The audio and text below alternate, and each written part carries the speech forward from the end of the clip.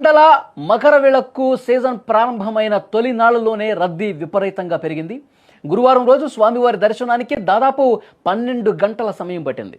పరిస్థితిని అదుపులోకి తెచ్చేందుకు అధికారులు ప్రయత్నిస్తున్నప్పటికీ భక్తుల సంఖ్య అంచనాలను మించిపోతోంది. ప్రస్తుతం నిమిషానికి కేవలం 65 మంది భక్తులు పవిత్రమైన 18 మెట్లు ఎక్కుతున్నారు. సీజన్ రెండో రోజే 1,00,000 మందికి పైగా భక్తులు తరలి రావడంతో కనీస వసతులైన తాగునీరు, పారిశుధ్యం, విశ్రాంతి ప్రదేశాల కొరత కూడా తీవ్రత ఏర్పడింది.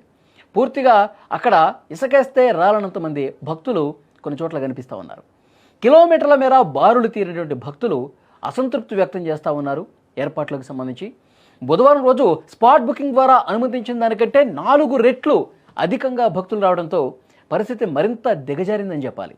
భక్తుల రద్దీ, అధికారుల వైఫల్యంపై కేరళ హైకోర్టు తీవ్ర ఆగ్రహం వ్యక్తం చేసింది. కనీసం 6 నెలల ముందు నుంచే ఎందుకు ప్రణాళిక సిద్ధం చేసుకోలేదని అధికారులను ప్రశ్నించింది.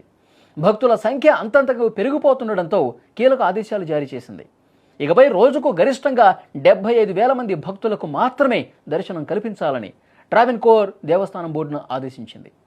సోమవారం వరకు స్పాట్ బుకింగ్ను 5,000కు పరిమితం చేయాలని స్పష్టం చేసింది. ఇక వర్చువల్ క్యూ విధానాన్ని కఠినంగా అమలు చేయాలని ఆదేశించింది. సోమవారం తర్వాత స్పాట్ దర్శన బుకింగ్స్ను రోజుకు 20,000 చేసే అవకాశం స్పష్టంగా కనిపిస్తోంది. ఒకసారి మీరు స్క్రీన్ మీద చూస్తున్నారు, అయ్యప్ప భక్తులు స్వామి దర్శనానికి ఏ స్థాయిలో క్యూ కట్టారో చూడండి. కిలోమీటర్ల మేర ఆ క్యూ అనేది కొనసాగుతుంది, రద్దీ అనేది కొనసాగుతుంది. అందుకే కోర్టు కూడా అంత తీవ్ర స్థాయిలో మందలించినటువంటి పరిస్థితుంది. ఇంత పెద్ద మొత్తంలో ఒక్కసారిగా భక్తులు వస్తే అన్నింటికీ ఇబ్బందే కదా. ఇటు తాగునీరు కావచ్చు, అక్కడ పూర్తిగా ఇంకా ఇతర సౌకర్యాల విషయంలో తీవ్ర కొరత ఏర్పడుతుంది కదా. ఇది భక్తుల మీద తీవ్రమైన ప్రభావం చూపిస్తుంది. ఇంత రద్దీగా ఉంటే అనుకోని ప్రమాదాలు జరిగే ఘటనలు కూడా గతంలో జరిగినటువంటి పరిస్థితి ఉంది కదా పుణ్యక్షేత్రాల దగ్గర. ఎందుకు మీరు జాగ్రత్తలు తీసుకోలేదు, ఎందుకు తగినట్లుగా మీరు ఏర్పాట్లు చేసుకోలేదని కోర్టు కూడా ప్రశ్నించినటువంటి పరిస్థితి ఉంది. ఒక్కసారి ఆ దృశ్యం చూస్తే మనకు అర్థమవుతుంది.